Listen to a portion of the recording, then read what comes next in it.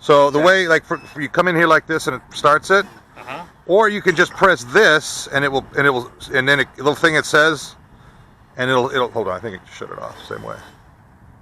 Okay, so that's one way, and then you just power it up. You can press here up, and it says here, swipe to take off. Oh, cool. There you have it. Cool. So the biggest thing everybody says on all of them, keep it in the, if you go down your checklist, the one that's in the deal, keep it near you for a couple of minutes, right back a minute. Just to make sure, you're listening to make sure it's not, something's not off and whining, it's holding its own pretty good, you know. What I dig about these, and yours has the same thing,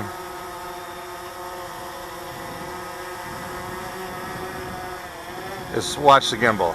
I mean, watch the camera. Cool. Isn't that cool? And that's what gives it that neat. That smooth.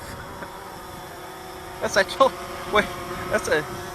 And then if you let off the stick, It's it. It fights the wind and it holds it right over where you stop it.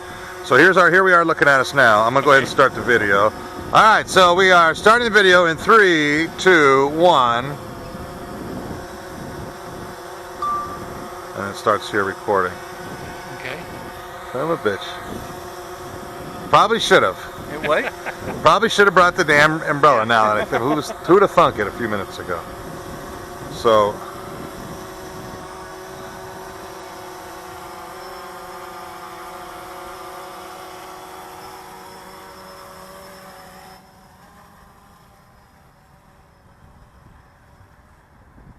And you can set a max height on that. Well, it comes set for you at 400 feet. Yeah, but yeah, tell him about to be able to go above the 400 feet. Yeah, you have to sign your life away. Really? It would ask you 2 or 3 times. Yeah, are you sure? You have by basically by agreeing to this, you accept full responsibility. DJI takes no responsibility Of you going above the 400 limit. So if you look here, I mean, here's your view. You know, and you can Cool. So you got to learn to do, like I do, aileron turns.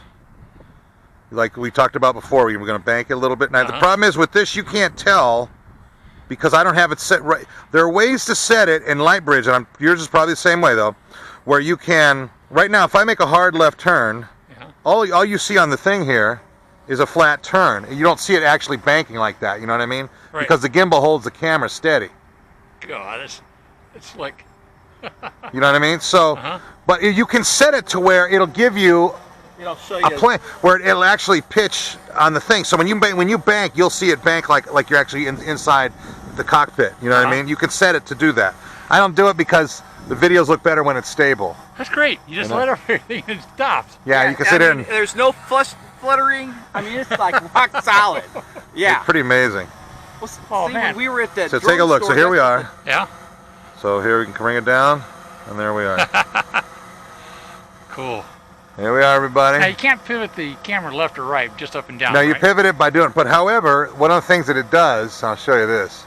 Okay, so this is, we're going to this has, I don't know if yours has it here, it has the smart modes here. Yes. So if I click into here, I'm going to do what's called course lock. Okay, course lock, apply. So now I'm in course lock and it's going straight down. Now I'm going to go straight down here, but look, if I pitch it by turning it this way, look how it still goes straight. I'm still going straight. But the camera's viewing to the Camera's viewing. To come back, I just pull it straight back on the stick, and it comes back the same way. I can do this with it. I can move it over, but see now I can even do this. Check it out. Look at the copter. While it's coming back. You know, I mean, you can even rotate it like that. So if you're following somebody, if you're filming a car going down, you know what I mean? Yeah. You can go cruise alongside like that, and it flies perfectly. Cool. You know, if somebody's on a horse, same damn thing. You know, you can. Now we were watching the speed of it, and what, you got it up about 31 miles an hour? Wow. Yeah, it'll go like about that. So you can do that. And this is called course lock, and then you saw the demo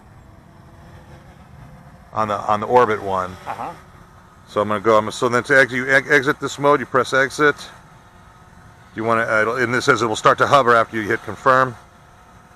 Okay. and then out of it, and then you can switch it back here, and you're back on manual flight. Cool. So let's stick it out here a little bit further, so we're not looking so straight up.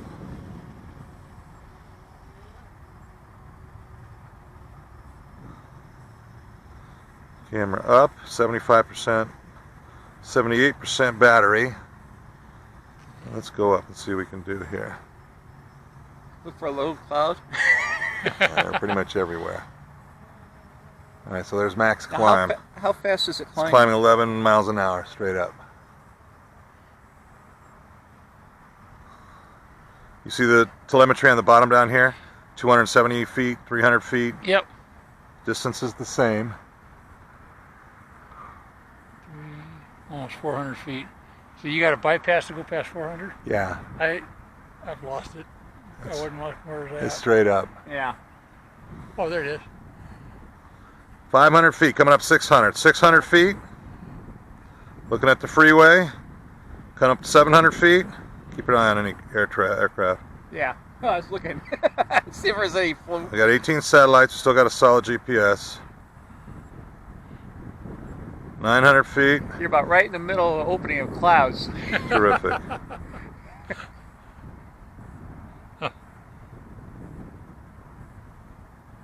It almost looks like either the clouds are. Yeah, I was gonna say the clouds must be moving. All right, I'm in. at 1,020 feet. I'm going to do a quick orbit, quick 360.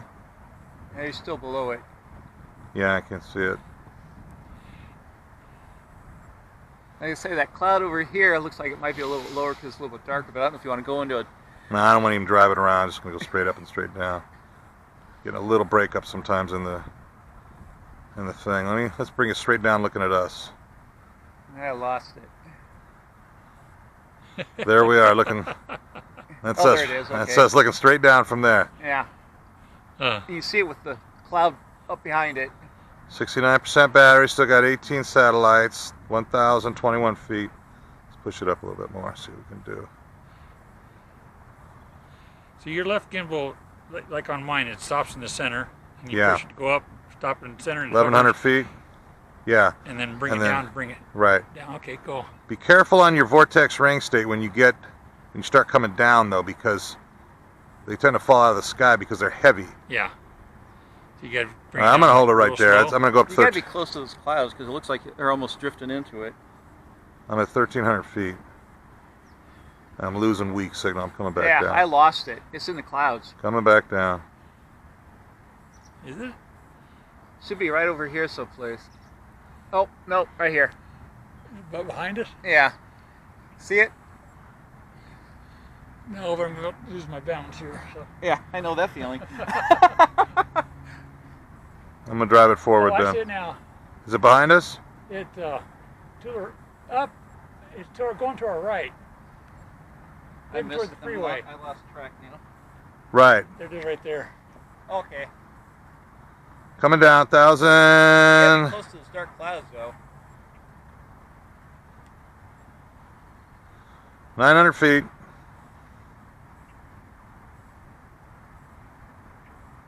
Yeah, we're at the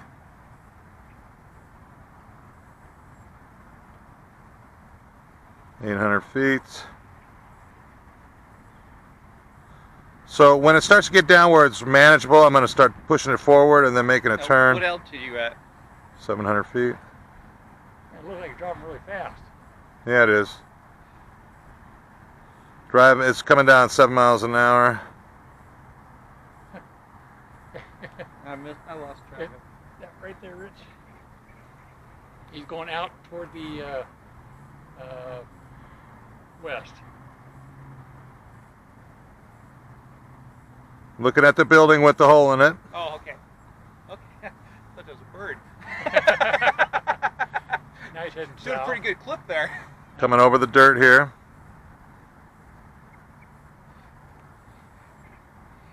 If 400 bother you, you're feet. looking over your shoulder, let me know and I'll keep back off. No, you're fine. Is that doing 34 miles an hour?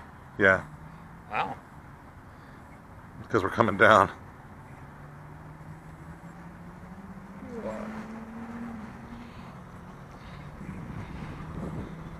There it is. Yeah. So the thing is, what's good to do when you're coming down like that, is you want to have forward motion. Slows it down.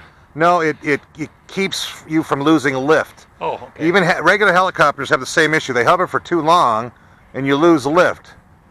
So you always want to have forward motion. I mean, it doesn't matter if you're at 1,000 feet and you want to bring it down. You know, you have plenty of time there. But if you start coming down at 100 feet and you lose lift, you may not recover, and you'll slam it in. Yeah.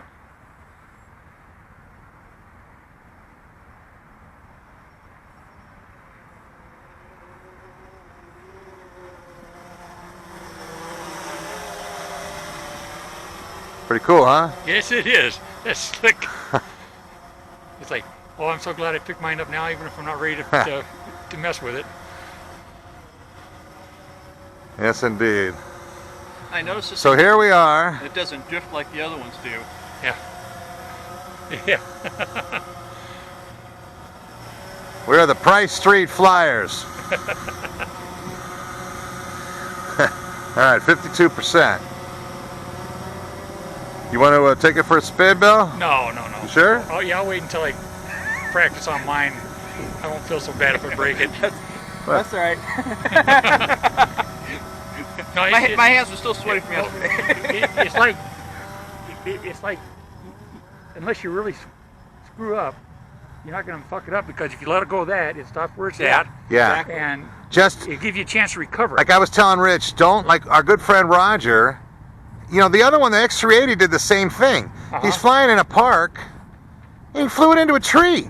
Oh, well, what the hell are you doing flying into a tree? Get the thing up to, like right now I'm at 117 feet. There's nothing I'm going to hit up here. I'm okay. I'm not going to, you know, I mean, it's not beautiful, it's not everything, but it's, you know, it's, I'm not going to hit anything. I'm going to go across the freeway here. About 50 feet, I think. Somewhere around there, probably.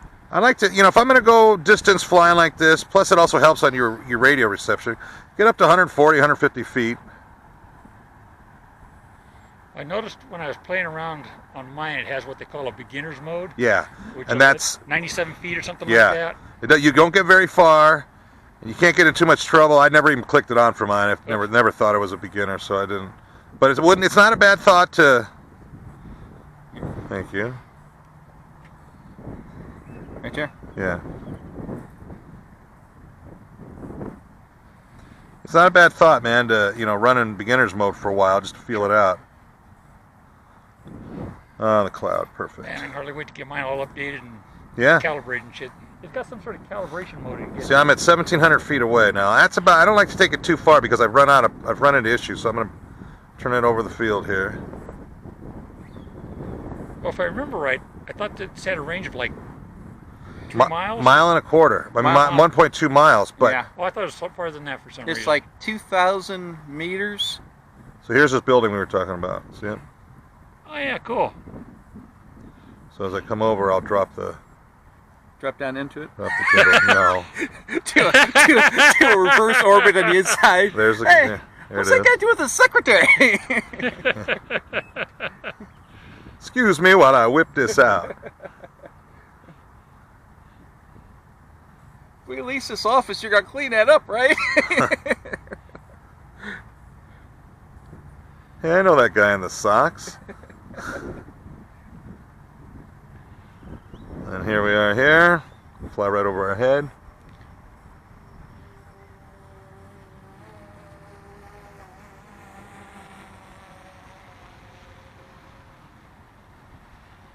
It looks like it's easier to fly in that. It is. Yeah. It is definitely easier to fly, but I got to tell you, I flew it out of range one time. I started the green started to go to red, and I didn't panic because I'm used to flying at distance where I could barely see it before. I never saw it. It's actually in my video, and I immediately turned it 180 right back to me, and I lost everything. And I lost visual, I lost telemetry, I lost every damn thing there is to lose. It was gone. But I knew I had it pointed in the right direction, and that's just from experience of flying. Yeah. You can't beat that experience. You really can't. You know, and so I would still. It is easier to fly, but if shit goes wrong, you got to be able to know how to stick it. You don't know where to go after that. And it will go wrong sooner or later. It's going to go wrong. It's just what it is. Like here, weak signal. You see weak signal? I'm trying to come back here. With it flashing. Yeah. Yeah. There we go. Now, if you freak out when you see that, you know, but I knew I was coming back this way when it happened, so. I thought it had a, if it lost a signal thing, it was supposed to return to home. It does, but not in the blink of an eye, because it'll, you'll. It's got to set up and then. I don't know. For mine, when it was pretty damn well established, it wasn't coming back. It kicked in and came back on its own. Okay. And I just watched it, and then which is an eerie damn thing, because yeah. I had immediate, flashbacks of when the damn thing really, when my other one crashed, and I had no control over it. 33%. So at 30%, hear it. Yeah. Well, there he is. At 30%, you get a low. I'll keep it up there till it's 30%. You get a low battery light and a low battery warning.